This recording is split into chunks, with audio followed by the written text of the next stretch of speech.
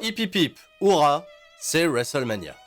Oui, bon je sais, WrestleMania c'est la grande fête du catch, on pourrait être un petit peu plus enthousiaste. Oui, parce qu'on est plutôt habitué pour le grand rendez-vous de WWE à avoir 100% de bangers potentiels sur la carte, et en effet, on a une hype qui varie en fonction des affiches. Et je vais vous expliquer absolument tout ce qu'il y a à savoir sur les combats prévus au programme des 2 nuits de WrestleMania, diffusés, je le rappelle, en exclusivité sur le WWE Network, dans la nuit du samedi 2 au dimanche 3 avril pour la nuit 1, et dans la nuit du dimanche 3 au lundi 4 avril à 2h du matin, chaque nuit c'est 2h du matin. Il y a des kick-offs qui commencent à minuit, mais au moment où je vous parle, il n'y a toujours rien de prévu dans les kick-offs, et c'est même pas dit qu'il y ait des kick-offs. Le planning de mes activités pour couvrir cet événement colossal est plutôt fourni. Ah oui, si vous en avez pas encore pris connaissance, eh bien le voici, le voilà, il est tout beau, il est tout propre. Et évidemment, il va falloir que tout le monde reste fort, parce qu'il y aura pas mal d'heures de catch à regarder, que ce soit WrestleMania ou également tous les événements qui vont se greffer tout autour et qui risquent d'être là aussi très excitant pour les amateurs de baston. Un WrestleMania qui se veut stupendous, stupentois pour le coup. Ah bah là, la carte elle est stupentoise. Eh bien ne perdons pas de temps, on a 14 matchs, même 16. Allez, je vais inclure les 2 matchs de SmackDown. 16 matchs au programme à décortiquer, pronostiquer et à tenter de vous hyper un peu. On est parti, c'est le Sur Stradamus.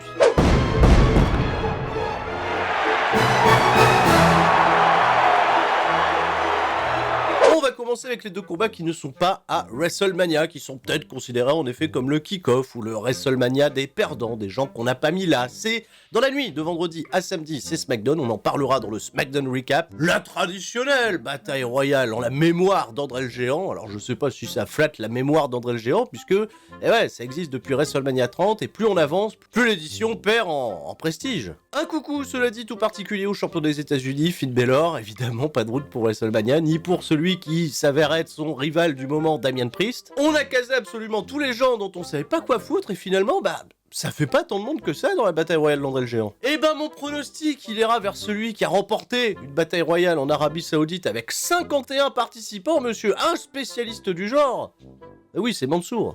Mettez une pièce sur Mansour, au moins qu'on se souvienne qu'il existe, et qu'il est là, et qu'il peut faire quelque chose, qu'il catche bien en plus. Et l'autre puni de WrestleMania, c'est le champion intercontinental Ricochet. Alors Ricochet, il est puni jusqu'à être champion. C'est ça qui est incroyable, ça fait 3 matchs consécutifs que le mec perd. D'abord à SmackDown la semaine dernière, contre Angel Garza et Humberto Carrillo, qui sont 7 challengers désignés pour WrestleMania SmackDown. Et pas plus tard que lundi dernier, à Raw WrestleMania, il a perdu clean en moins de 2 minutes contre Austin Theory, qui lui a une route vers WrestleMania. Je vais pas jouer les pessimistes jusqu'au bout, je pense qu'on peut avoir un superbe match dont on reparlera peut-être. Ça se trouve, on en reparlera. S'il leur donne du temps, s'il les laisse briller, oui, mais victoire de Ricochet. Soyons sérieux. Les choses sérieuses commencent, parlons de la nuit 1 de WrestleMania où, en effet, sur le papier, il y a un match qui suscite pas mal d'interrogations. Évidemment, Seth Rollins contre qui?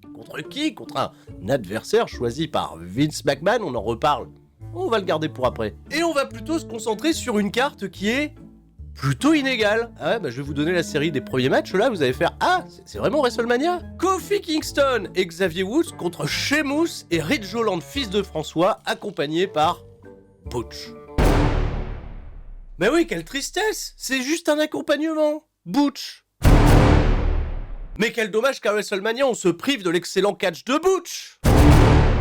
Un combat qui initialement était prévu pour être le New Day contre toute la bande à Sheamus. Malheureusement, la blessure de Biggie a changé le cours du programme. Et on se retrouve donc à WrestleMania avec un combat un peu récompense pour des loyaux soldats de la compagnie, avec un Ridge Holland qu'on essaye de promouvoir comme un futur big guy intéressant pour Vince McMahon. C'est vrai que c'est pas une affiche qui est très WrestleMania-like, c'est un combat qu'on aurait pu retrouver à SmackDown ou dans n'importe quel pay-per-view plutôt lambda. Je pronostique, cela dit, une victoire de Ridge Holland et de Sheamus pour que le programme puisse se poursuivre en weekly. Et attendez, c'est pas la pire des affiches, regardez ça là. Drew McIntyre, le kebabier qui fait face à Joyeux Corbin. Ça fait 6 mois que les mecs sont en storyline et en rivalité, et pour Drew McIntyre, c'est la PLS totale. WrestleMania 36, le mec devient champion du monde face à aucun public en battant Brock Lesnar dans le main event. WrestleMania 37 pour le retour du public, il reprend pas son titre contre Bobby Lashley. Et là, désormais, il est condamné à une mid-card qui est l'ultime programme d'attente pour lui, à savoir Joyeux Copain, dont on a vanté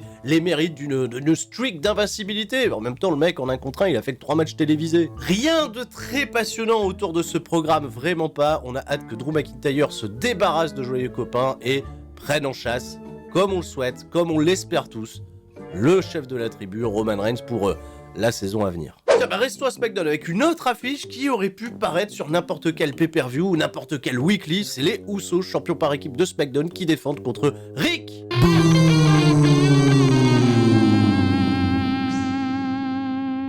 et Shinsuke Nakamura. C'est arrivé comme ça, il y a 2 semaines. Les mecs, ils ont décidé, bah tiens, on n'a pas de programme, et si on se trouvait une petite route ensemble, voilà, avec les Usos qui ont mal parlé de Rick Boogs, et depuis, les équipes essayent de se choper à la sortie de leur match pour se foutre sur la gueule, enfin, bon, j'ai vraiment l'impression qu'ils nous ont sorti Rick Boogs et Nakamura du chapeau pour éviter d'avoir un énième Uso contre New Day, qui au final se sont jamais affrontés à WrestleMania. Le projet côté WWE est vraiment porté sur Rick Boogs, hein, qui, en un hot tag, est capable de faire le ménage dans le ring et de remporter des victoires. Nakamura, bah ouais, il sert peut-être juste à transmettre un petit peu de son star power, en tout cas de ce qui reste à son copain moustachu. Est-ce qu'on va avoir un WrestleMania moment avec du air guitar? J'en doute un peu, j'en doute même très très fort. Je pense vraiment que les Usos vont conserver les championnats par équipe et garder une bloodline très très forte. Bon, en effet, j'ai commencé par 3 matchs qui n'étaient pas des plus excitants sur le papier, mais on va passer à quelque chose d'un petit peu plus WrestleMania-esque. Rey Mysterio et son fils Dominique font face aux Miz et à la star de YouTube et même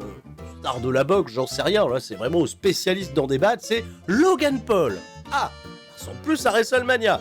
Et là aussi, je sais que je vais pas me faire des amis, parce que la présence de célébrités qui sont extérieures au monde du catch, je sais que ça plaît pas à tout le monde, mais pourtant, bah, ça existe depuis le premier WrestleMania, hein, souvenez-vous, Mr. T. Oh, Sturie, comment tu peux comparer Mr. T à Logan Paul? Mais oui, mais en même temps, on prend les codes modernes, et Logan Paul, en effet, il y a un fan following, il y a un intérêt que suscite quand même cette star assez controversée, on le sait bien, des réseaux sociaux, avec WWE qui a compris son erreur l'an passé en portrayant Logan Paul comme un babyface. Et bah non, avec le public, il y a une hit incroyable et on a ramené Logan Paul dans une position où il avait des bonnes raisons de se faire détester en s'associant aux Miz. Et pourtant, je suis au regret de constater que l'évolution de cette storyline s'est beaucoup portée sur la relation entre le Miz et Rey Mysterio et que Logan Paul a été au final assez effacé. Il va y avoir, cela dit, une immense curiosité à savoir si Logan Paul peut faire aussi bien dans le ring qu'un certain Bad Bunny, hein, qui est devenu la référence, hein, désormais pour ces stars qui performent à WrestleMania. J'en doute pas trop parce que Logan Paul, c'est un showman, il est athlétique, mais pour autant, je ne le vois pas voler le show comme l'avait fait le mauvais lapin l'an passé. Victoire d'Herrera et des Dodo pour qu'on reste sur une happy end, une belle note,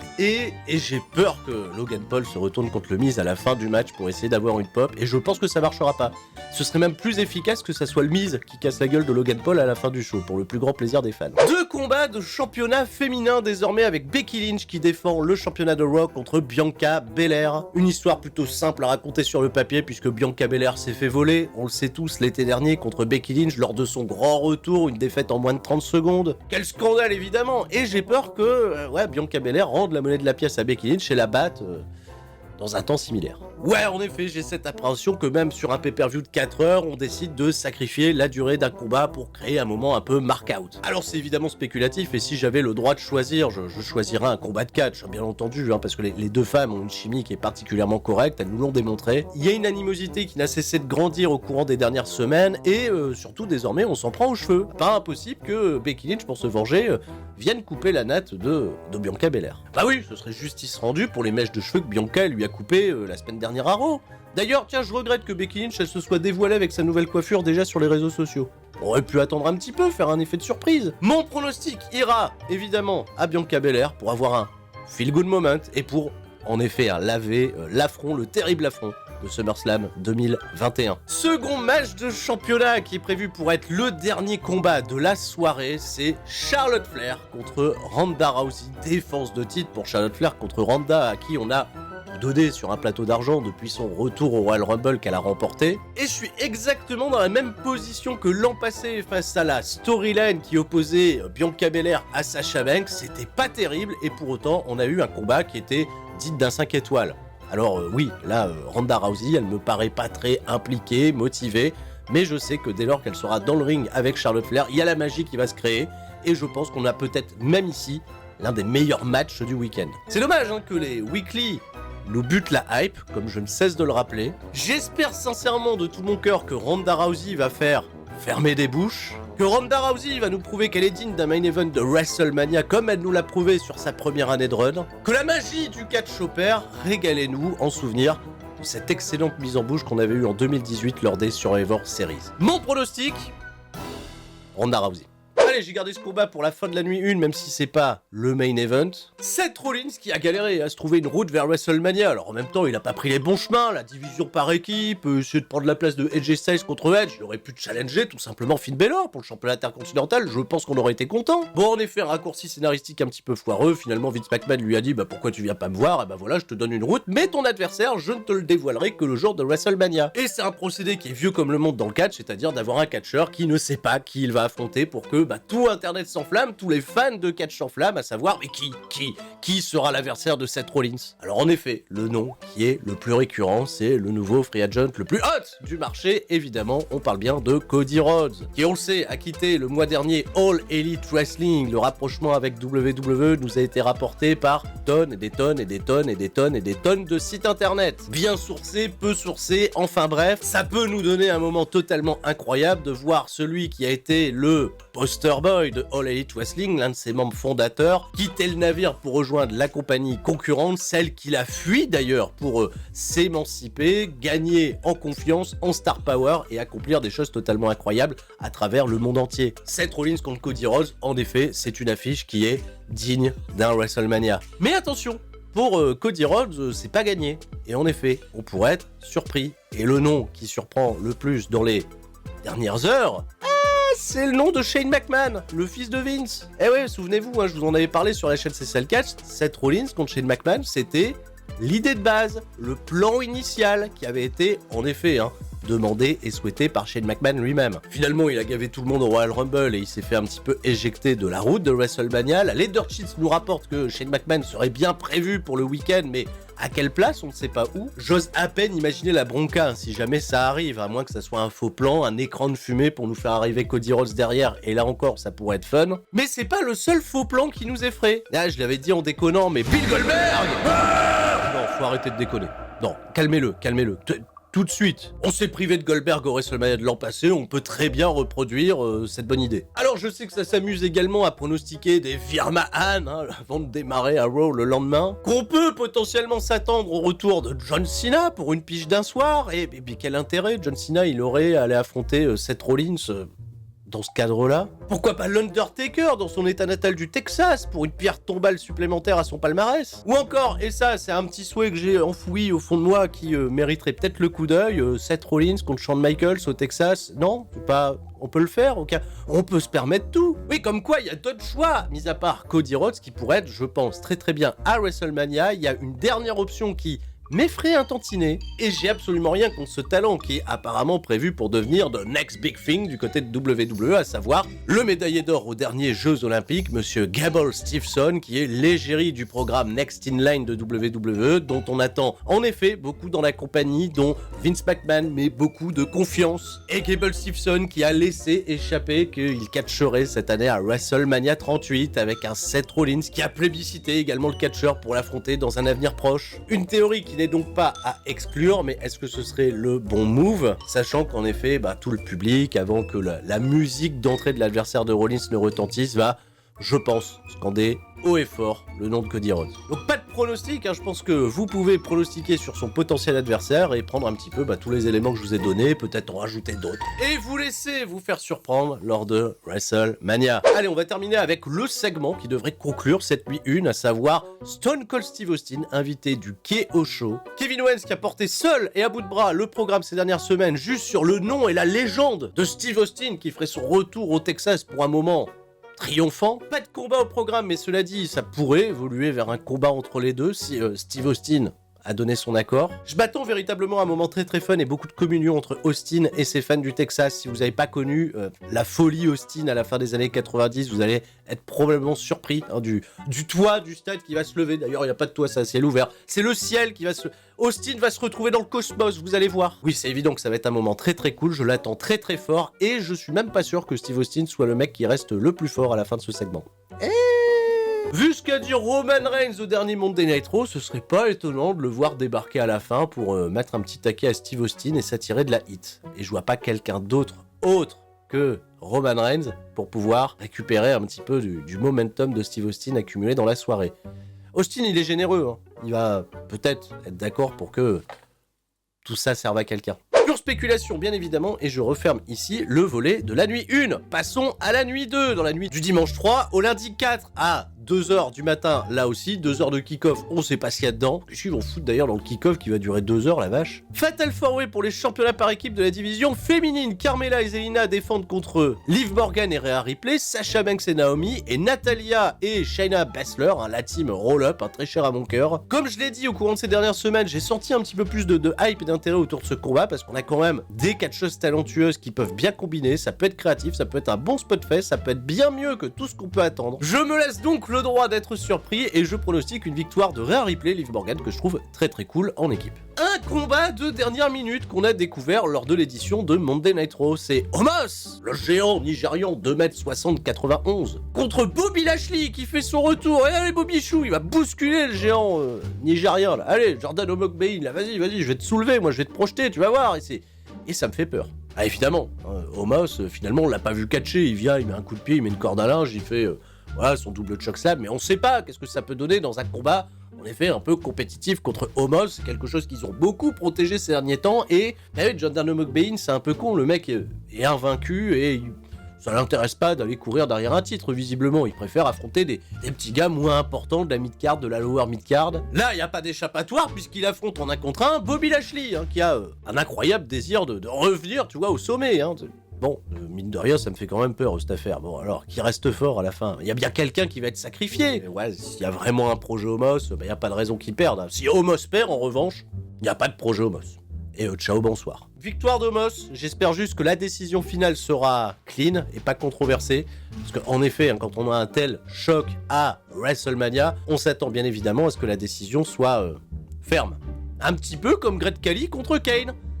C'est un peu triste que ça me fasse penser à ça, merde. Bon là c'est WrestleMania, un match où tout peut arriver entre la star de la série de Jackass, Johnny Knoxville, et Sami Zayn. Alors au-delà de l'aspect un petit peu comico, rigolo, qui risque d'être un petit peu lourd à mon sens connaissant Sami Zayn et Johnny Knoxville, vraiment, le plus gros accident de voiture du week-end. Alors les gars, je vais regarder vos cascades, j'espère juste qu'à la fin ça soit Sami Zayn qui reste fort et que Johnny Knoxville en effet décide de faire quelque chose de totalement, absolument ouf, devant 70 000 personnes pour rentrer un petit peu plus dans la légende de l'incroyable connerie à la télévision. Merci Jackass, ça reste quand même malgré tout un des programmes fétiches de mon adolescence. Combat triple menace par équipe, en effet, qu'on aurait pu retrouver lors d'un épisode de Monday Night Raw sur n'importe quel autre pay-per-view. Mais le nom de Randy Orton suffit à lui-même pour pouvoir égayer cette carte de WrestleMania de sa présence. Il fait équipe bien entendu avec Riddle, ils défendent les championnats contre Alpha Academy et les Street Profits. La division par équipe de Raw a été plutôt solide tout au long de l'année grâce à cette nouvelle association entre Randy Orton et Riddle qui n'a pas splitté finalement et on s'attendait même qu'à